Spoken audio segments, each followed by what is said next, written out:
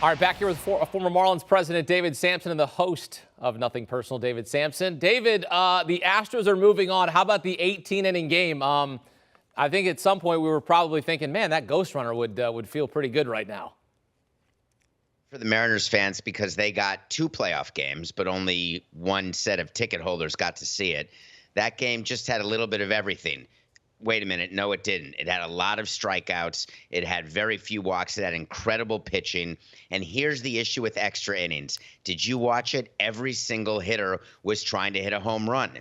And that's what we talked about in the competition committee when we came up with the ghost runner, that it actually leads to better baseball. There was nothing good. It was exciting. It was a playoff game. Is it an instant classic? For me, it's not, because it just shows what can happen to a team. If the Astros had to play tomorrow or the Mariners had to play tomorrow, their bullpens would have been in ruins. So I'm not altogether thrilled with what just happened, but after 6 hours and 22 minutes, if I'm an Astros fan, I'm certainly quite happy. I want to take you back to the 16th when Julio Rodriguez made, at that point, a game-saving catch. There was 2 on, 1 out, shot into the gap. How about the play made by the presumptive Rookie of the Year, Julio Rodriguez? Well, listen, he can do it all. He's a physical specimen, and he's got all 8 tools, and that is exactly why the Mariners decided they were going to extend him. Remember, he got that huge contract when he had been in the league for only a couple of months, and he's now going to be a Mariner for 10, 15, I think it may have been a 25-year contract. But here's what he brings to the game. He brings defense, and what you saw is he covers ground in center field, and that's not going to go away for 8 or 9 years. He's going to be able to play center field. He also has a bat, and he's got discipline that is very interesting for rookie. What I was looking for is the way he approaches each at-bat, and he suffered from veteranitis during extra innings. He was trying to end it, not with a bloop, but with a blast. But that's how it goes in baseball. But he is quite a talent. I don't want to take anything away from the Mariners, but the focus should really be on the Astros. It's the greatest rebuild, Dermish, in the history of baseball.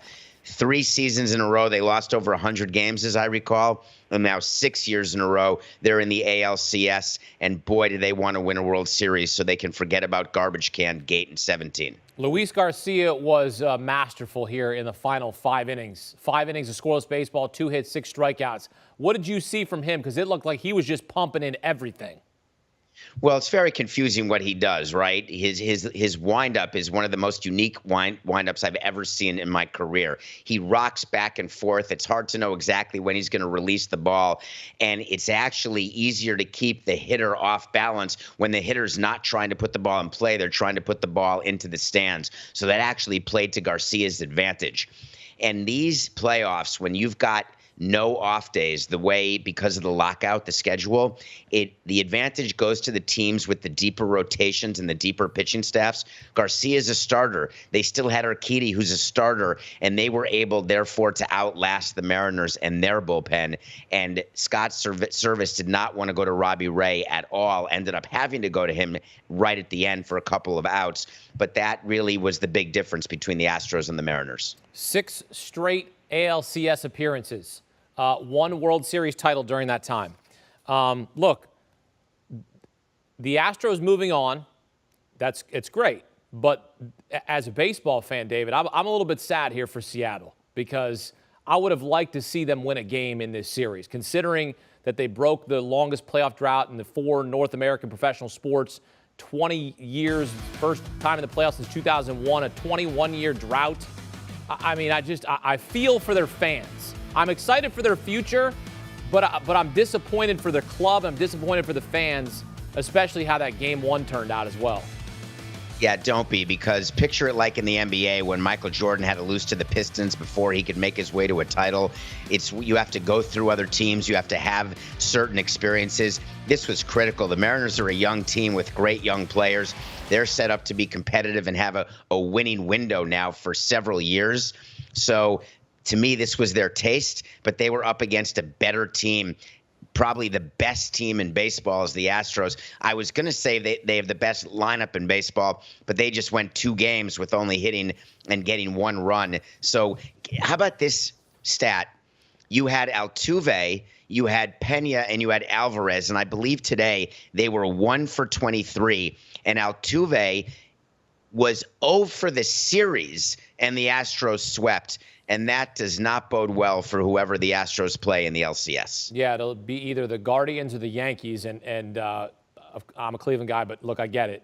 It would be a rematch of the 2019 ALCS, which we know how that ended.